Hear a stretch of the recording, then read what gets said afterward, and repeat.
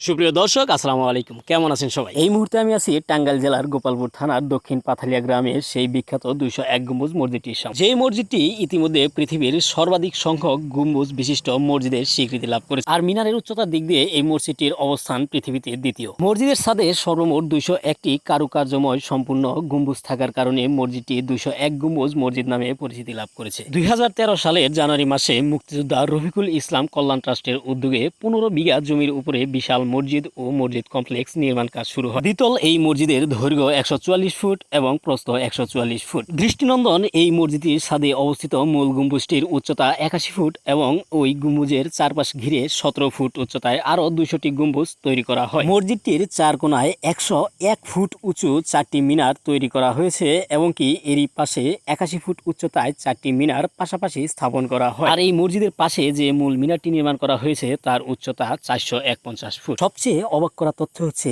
এই মসজিদে একসাথে 15,000 মুসল্লি নামাজ আদায় করতে পারে। শুধু তাই নয়, এই মসজিদের দেয়ালে খোদাই করে অঙ্কিত করা হয়েছে পবিত্র কোরআন, সম্পূর্ণ পবিত্র কোরআন শরীফ। এছাড়াও এই মসজিদে রয়েছে লাশ রাখার হিমাগার এবং কি বিনামূল্যে হাসপাতাল, এতিমখানা, বৃদ্ধাশ্রম, দুস্থ মুক্তিযোদ্ধা ও তাদের পরিবারের পুনর্বাসনের ব্যবস্থা। তো এই ছিল মসজিদ সম্পর্কে কিছু কথা। চলুন ঘুরে দেখা যাক এই মসজিদের সৌন্দর্য এবং কি আমার সাথে দেখি এই মসজিদে আরো কি কি সৌন্দর্য লুকিয়ে রয়েছে। তো আমি আপনাদেরকে যেখানে নিয়ে এসেছি এখান থেকে মসজিদের সুন্দর একটি ভিউ পাওয়া যায়। তো এই কারণেই আমি আপনাদেরকে এতদূর নিয়ে এসেছি। এখান থেকে মসজিদের সুন্দর একটি গ্ল্যামার দেখা যায়।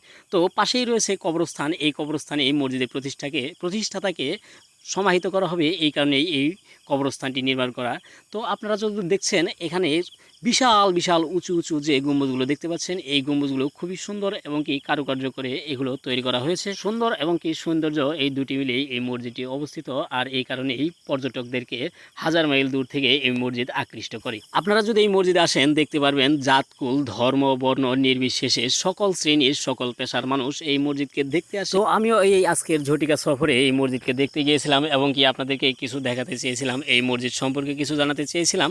তো কতদূর আমি আপনাদেরকে জানাতে পেরেছি তা আমি জানি না, তবে আমি চেষ্টা করেছি আমার সাধ্যমতো আমি আপনাদেরকে জানানোর জন্য। মসজিদের ডান পাশে আপনারা দেখতে পাবেন এক বিশাল বড় অজুখানা, যে অজুখানার সৌন্দর্য যে কোনো পর্যটকের মন আকর্ষণ করবে।